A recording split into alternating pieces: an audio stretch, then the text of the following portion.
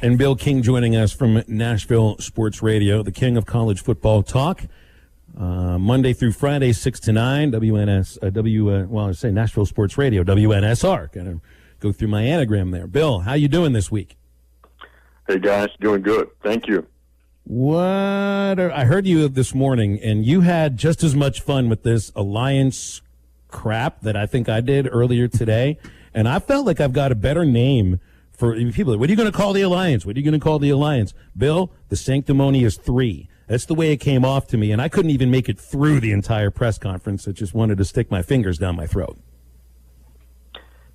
I couldn't tell whether that was a bigger joke or the day I spent, well, not the day, let's say, hour I spent watching several years ago the Big Ten in Chicago announce that we're going to divisions and we're going to call them leaders and legends. And then they went into like 20 minutes on why leaders and why legends. And it was Jim Delaney, a guy I've known for many years and a really good commissioner. And I couldn't believe this was real. This has to be a joke. Yesterday was much ado about nothing. They didn't give any specifics. We don't have a contract. We trust each other. It was really weird. It was weird, Bill. And the thing about it is this Alliance, one, could be illegal, and two, it could be over as fast as the end of this week as the Pac-12 will vote on whether it wants to expand or not. And in this agreement, I didn't hear anything about poaching another conference's team. So the Alliance could be over before it even gets started. Yeah, the environment, it was funny. First of all, the Zoom call was kindergarten level Zoom. Oh, I mean, it was grainy. It was just cheap. It was a bad look. Nobody knows who these commissioners are. Maybe Kevin Warren, the guy from the Pac-12. Nobody even knows how to pronounce his name, if you'll notice that. And, of course, you got Jim Phillips. He's well known from his days at Northwestern. And I think that was a pretty good hire by the ACC. But look, guys, the only thing I want to hear is where's the money? If you're the Big Ten and you're making $20 million more a year than those leagues make per team, and in essence, that's kind of what the number is, you're not giving up any of your money for them. So what's the agreement? So Southern Cal and Ohio State can play a little bit more, or Clemson and Michigan can play more? I don't really get it yet. And they had nothing to offer us other than we're three men who are smart, supposedly, and we trust each other. That's all we got. When we see Greg Sankey reacting on 92.5 out of Jacksonville, Florida, asked about this, he says, do I take offense? No.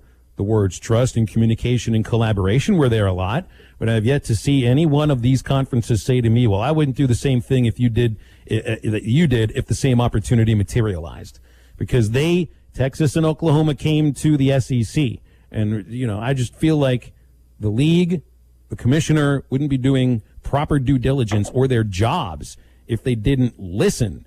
And now, you got Dave Wanstead throwing out rumors of the Big Ten and the Pac-12 and the ACC all now looking in to poach out of the Big 12. So that flies in the face of exactly what they tried to project yesterday.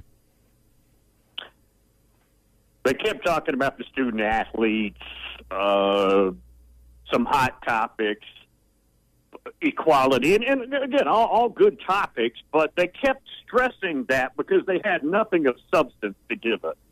Here's what we need, guys. We know the SEC just pulled off the ultimate power and money grab. We all know that. Everybody agrees there. This is what happened. It's about the money. And the Big Ten and the ACC and Pac-12 are trying to figure out how do we keep up with them. What can we do? They don't know what to do. It's obvious they don't know what to do. Here, they don't have any TV information for us. They say we're not breaking contracts. So where are you going to put these games, this agreement? We're not breaking any contracts, they kept saying. And I just find it hilarious. I don't know if you guys noticed it. 2 of the 3 commissioners said we're for expansion. ACC guy Jim Phillips said we're not sure. We're not committed. We're not sure. But the 2 of the 3 that said we are for expansion don't like it, though, because this is an SEC idea. So, in essence, this is kind of like you're on the playground and you want to play kickball, but because some dude on the other team you don't like, you're not going to play. That's basically what we were told there. They're going to agree to expansion, by the way. But they don't like it now, and they're going to slow it up. And we're not going to get it now, guys. As of 22 or 23, it's not coming that fast as of right now. That's been halted. And so it's a big mess on their side. It really has been a big mess, and it just feels like since the Texas OU announcement, everybody, in one way or another in college athletics, has found a way to act more childish than the other and to try to hold this high moral ground and paint Greg Sankey and the SEC as bad people, Bill. I just don't get it. But the other big news from yesterday has been with the LSU saying that they are going to have a vaccine card or a negative test requirement to get in the stadium. Georgia then followed suit and did the exact opposite. Is it going? Do you think it's going for most SEC schools going to be one or the other, or do you think a lot of people find a good middle ground? Well, Tennessee announced they're not going to have any of that either. They're going to, you can come in, you don't have to have a vaccine, you don't have to have a negative test or anything like that. I think most of the league will not follow LSU as of right now. Now, again, I don't know. You have to go state by state. You got to remember some of it, and even though they say this was totally LSU's decision, sounds like they're following the politics of New Orleans and the politics above them. And I think it matters. I think each state's going to determine what they're going to do based on what's being said above them. And here's what I'm trying to figure out. We were talking about it earlier. There's not a fan base, and I say this with respect now, that gets more lubed up before a game, like ours before a game, and it gets really mad than LSU fans, right? I don't want to make them mad ever, but those guys are a different level, drunk and mad. And now you're going to tell me we're going to have lines to get people in the stadium? They're already fighting each other. What's going to happen then? A lot of chaos. Just tell them you're injecting corn dogs into their arms. They'll line up for it. So there is a new rule for college football in this 2021 season that coaches are flagged for an unsportsmanlike for leaving the coach's box. So players get onto the field to play, leave the team area, coaches too. It's an automatic 15-yard penalty. I'm going to put this a two-part question for you, Bill. Why will Dan Mullen lead the SEC in these penalties? And which, at the top of your head here, which coach would have led the nation or set the record, the career record for most penalties for leaving the coaching box? Does it have to be a current coach or anybody? Nope, all time.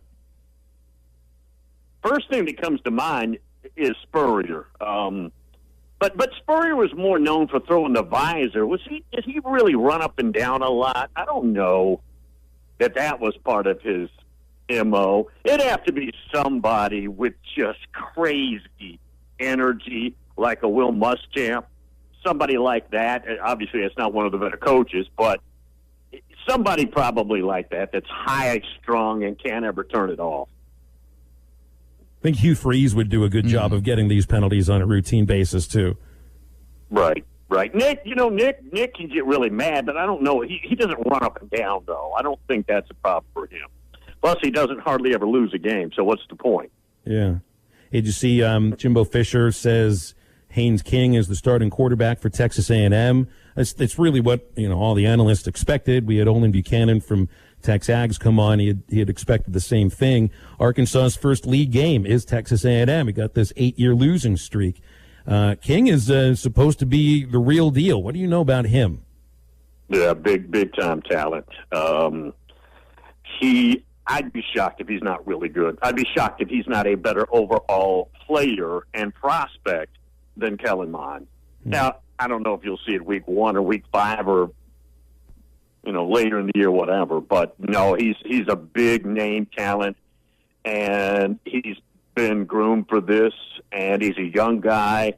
He's got all the arm talent you could possibly need. They're loaded at tight end. They've got a lot of talent at wide receiver. They've got a twosome at running back that's probably about as good as anybody. And he's well protected. It's an ideal situation for a very gifted quarterback. On the other side of the SEC, Emory Jones will start for Florida. This is a guy that probably could have transferred a while back if he so wanted to, but he's taken the Kyle Trask route. Wait your turn. You're going to step into this role. Could he, from what you know about him, and we wouldn't have expected Kyle Trask to have the season that he had last year. Could Emory Jones, kind of be the same thing? No, I don't think he's that kind of talent. Totally different quarterback, obviously, than what they had in Kyle Trask. Here's the other thing. Anthony Richardson, the quarterback behind him, has looked probably better in camp. Now, they're not going to start him, but I wouldn't be – he's going to get reps, too, now. Mullen has said Richardson's going to get reps. They said that in the spring. That's not new news. But that might work itself out a little different than people think. I would watch that one. We got a text in from a listener here. Big Mike thinks Woody Hayes would have set the all-time record for penalties for leaving the coach's box. I would, from what I know about Woody Hayes, I might tend to agree. Yeah, pop in the 1978 Gator Bowl against Clemson, but that was a forearm to the throat in that game. He wasn't really running a lot, but Woody.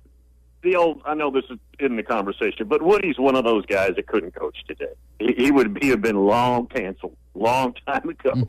Wouldn't have worked. He wouldn't have known what to do with a cell phone for crying out loud. No, he wouldn't, probably. Bill, appreciate you, man. Thanks for hopping on with us today. And, hey, next week we'll have games to talk about. Yes, sir. Thank you, guys. Thanks, Bill. Bill King, Nashville Sports Radio, 6 to 9, and usually joins us here Wednesdays to get into some college football. Hey, you might be looking to change careers. You got a great job welding. This is a fantastic career. You can make up to $2,000 per week and more, just like all the other graduates of United Welding Institute who find great paying jobs everywhere welders are needed. And that's a lot of places, most places across the country. If you're interested but unsure if welding is for you, then United Welding Institute has a free trial, no strings attached, that you can experience. They'll take you through steps to help you see if welding is for you or not. United Welding Institute also helps obtaining the GI Bill scholarship or student loan. They're in Pottsville with students from all across the state and across the country. UnitedWeldingInstitute.com, 479-968-3390, and halftime wraps up next. The start of the season is just around the corner, and if you're into sports betting, Bet Online is where you should go to win some money today. Whether it's live bets during games or future bets on who you think will win the championship, Bet Online has all the latest odds, news, and information for all your online sports betting needs. Visit the website today or use your mobile device to join and receive a 50% welcome bonus on your first deposit. So before the next big game or before the season starts, head on over to Bet Online and start playing today. That's Bet Online, your online sportsbook experts.